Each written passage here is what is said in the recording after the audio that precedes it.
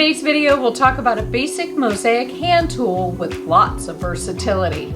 It cuts ceramic, porcelain, gems, china, and even some glass. It's easy enough to use and costs less than $20. Let's get to it. Welcome back, and if you're new here, my name is Julie.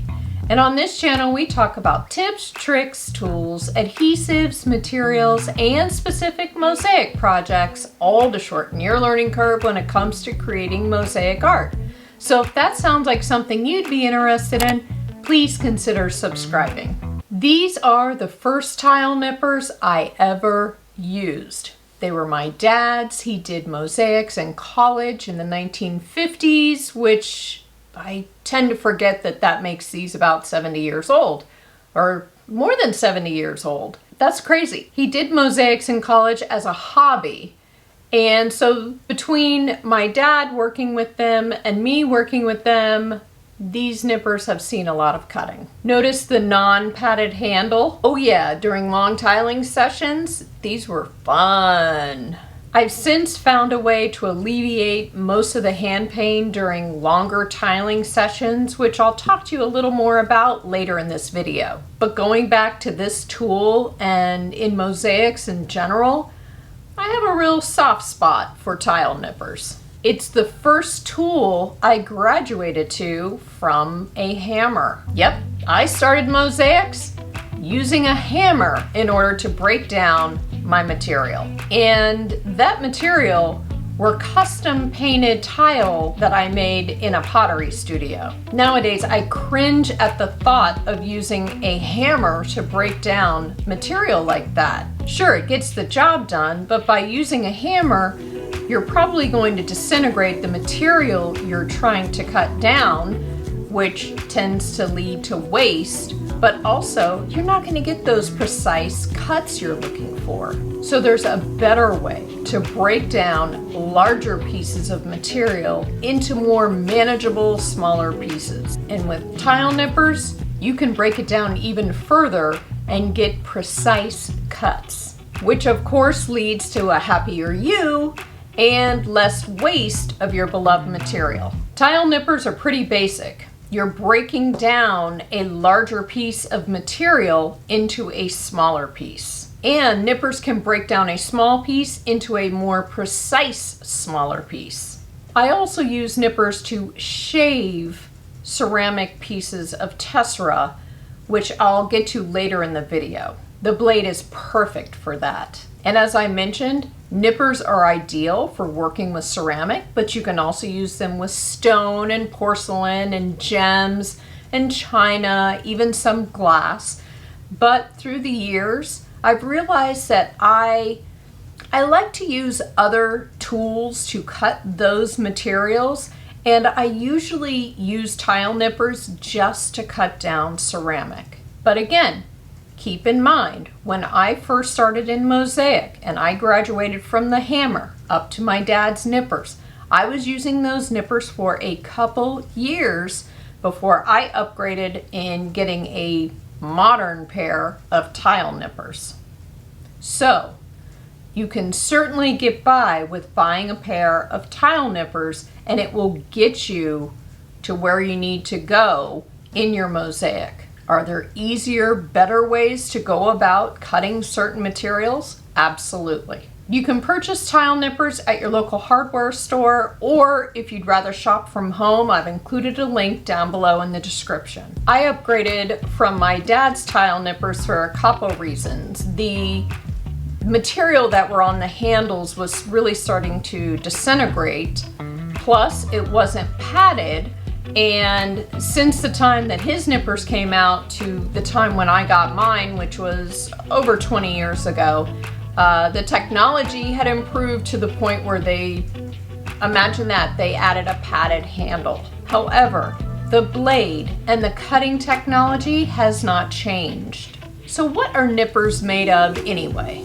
They're made of steel. So think of long-lasting, durable, strong.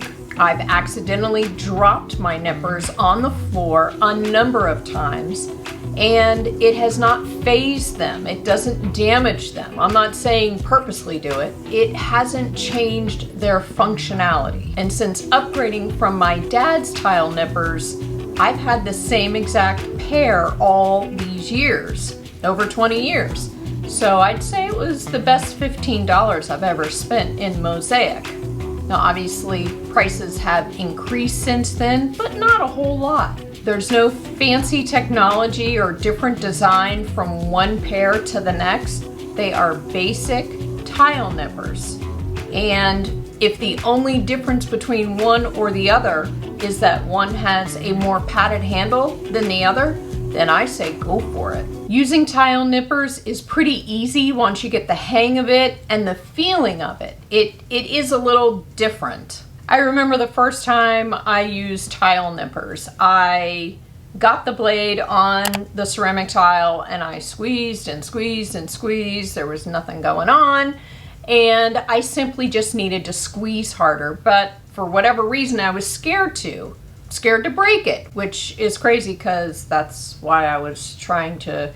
Anyways, so it is an unusual feeling. You're breaking this thing down with your hands and a tool, but I assure you, the more you do it, the more you practice it, the more comfortable you will get, and the better, more precise cuts you will make. So you'll notice that there's a blade or straight edge at one end and handles at the other. Pretty self-explanatory here. There's a spring between the handles, which is for ease of use. In other words, they have no direct impact on the actual cutting of the tessera. I've noticed that with my tile nippers and now also with my wheeled glass nippers, that all of a sudden, after using these tools for over a few decades, all of a sudden the spring is starting to come out from the pegs that are keeping it in place. Again, it's an annoyance. It does help you if you're going to tile repeatedly. You're going to cut without really taking a break. You just want to sort of have a power cutting session there. So it is necessary for that because it allows the nippers to spring back into place, but it has no effect on the actual blades doing their job. Rest assured, you can always buy a replacement spring should you lose your spring somewhere. So back to the nippers. If you're right-handed, you're going to have the curved area of the head of the blade facing the center of your body. If you're left-handed, you're going to have the curved area facing the center of your body. So the opening of the two blades is where you will put your tessera for cutting. So when cutting a piece of tessera, you can eye the piece where you want to cut it, or you can mark it up with a permanent marker. Then line up the blade with where you want the piece to break. You'll only be able to see where one of the blades makes contact with the tessera. You'll see that I'm trailing the blade off the edge of the tessera. My blade isn't over the entire surface of the tessera, it's hanging off the edge. And I'm keeping my hand and the tool perpendicular to the surface of the material. We're going for a straight 90-degree cut. Let me also say, you may not always want a straight 90-degree cut. There are many times when I need an angled cut, but for the purposes of just learning how to use the tool, let's start with a 90-degree cut. So you've got your piece of tessera lined up, and you just squeeze the handles until you feel the tessera break. And because it's a weird, unnatural feeling, you may take a bit longer to squeeze and squeeze, like I did when I was first starting out. But then, voila, you just broke your first piece. I would practice a bit on tessera that's not special or for a particular project. Maybe if you have something that was inexpensive, before you start working with your beloved material, cut a bunch. Get comfortable with this.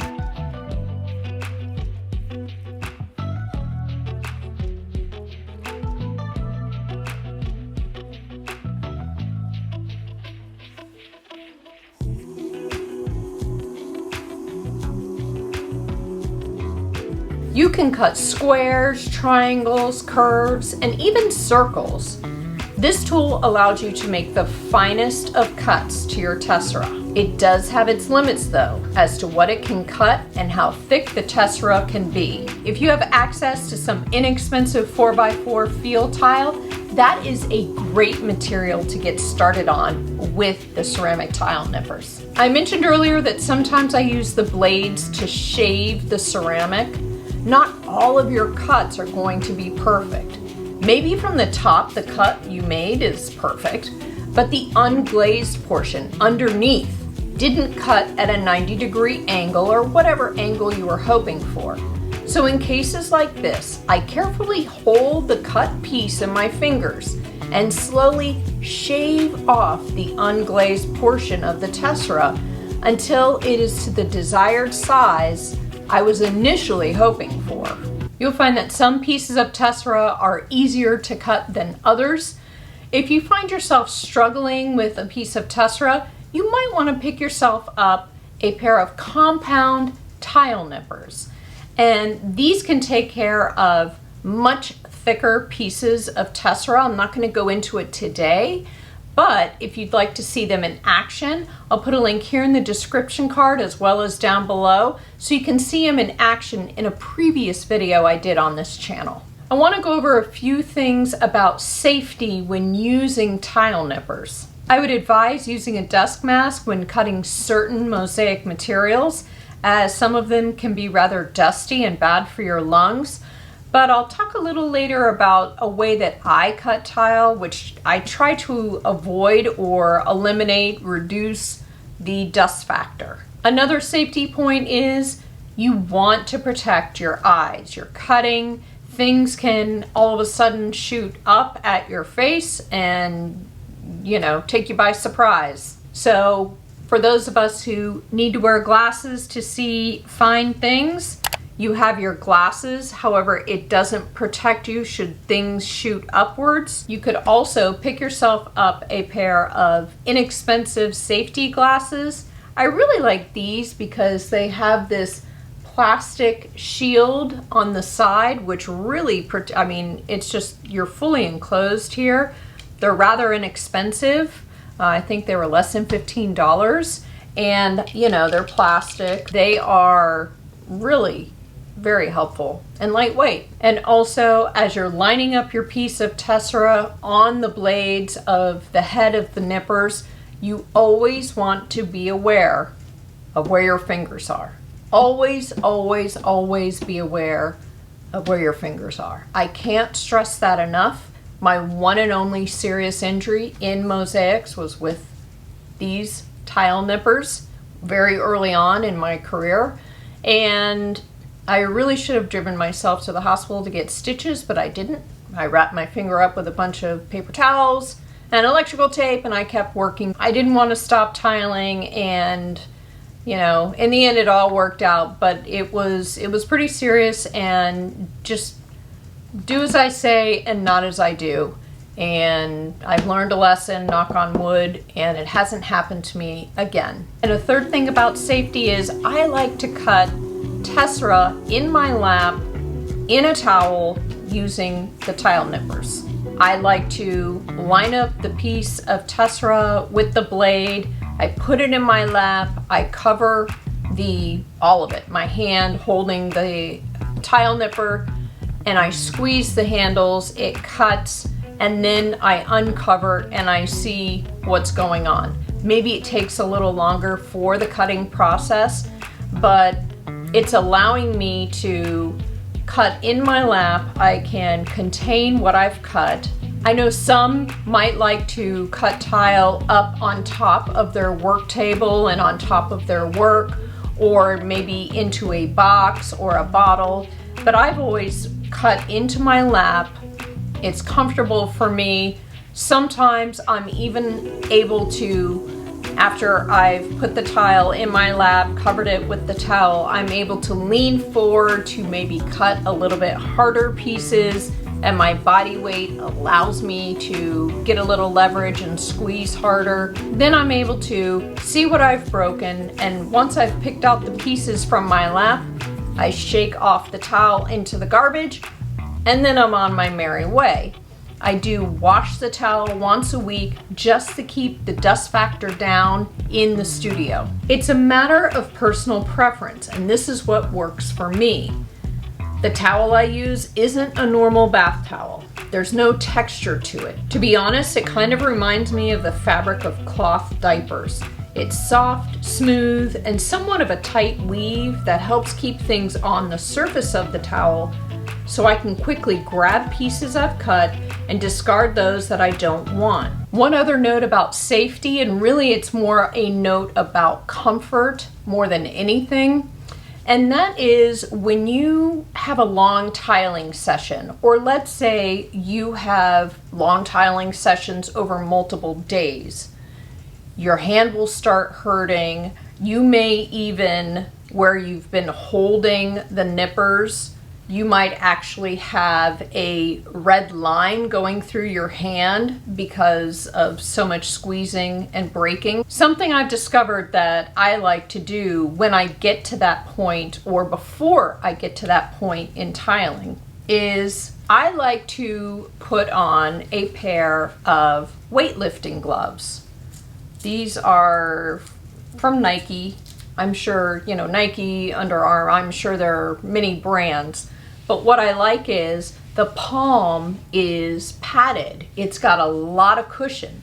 So this cushion absorbs all of the pressure and vibration from the tile nipper, and it also allows for the material and the cushion to be between my skin and the handles of the tile nippers so that I can avoid getting blisters. The gloves have been a game changer for me when I've either been on a tight, strict deadline, or simply I didn't want to stop. I was in the Mosaic zone. You might be wondering, what kind of maintenance do you need to do to keep your tile nippers in working order? And the good news is there's not much you need to do. It's not like a glass cutter where you've got to make sure that there's oil in the body of the vessel. There is one thing though that I try to do every time I use my tile nippers, and that is to make sure that they are wiped off and clean before I'm done with the tiling session. If I'm being particularly messy during a tile session, then I might clean them off multiple times in a tiling session. However, I'm human and that doesn't always happen. Sometimes I forget to clean my tool. So what I do sometimes when I've forgotten to clean my tool is that I'll lightly go over dried on adhesive with a straight edge razor blade. Obviously, it's a razor blade, so be careful. I don't dig into the metal of the nippers. I try to work more so on the adhesive to loosen it up, which helps me avoid making contact with the body of the nippers. I'll also do this if there's any adhesive dried onto the rubber padded handles. Just simply trying to keep things as clean as possible. One area though that you always want to keep clean as you're working, and that is the spring. If you get adhesive on it, take a few seconds to clean it off while it's still wet. I'll include a list of tools and accessories that I discussed in this video today down below in the description in case you'd like to check them out. Question of the day, let me know if you like to use tile nippers in your mosaic work, and if so, what material do you like to use with them? Thank you so much for watching. Please give this video a thumbs up as it really does help my channel, and subscribe if you haven't already. Click the bell notification so you never miss a single upload, and let me know in the comments if there's something you'd like me to cover in a future video. I'll see you soon. Bye. And the garage door is opening. So we wait. Oh, I was doing so good there. I was doing so good. Doing so good there. Oh.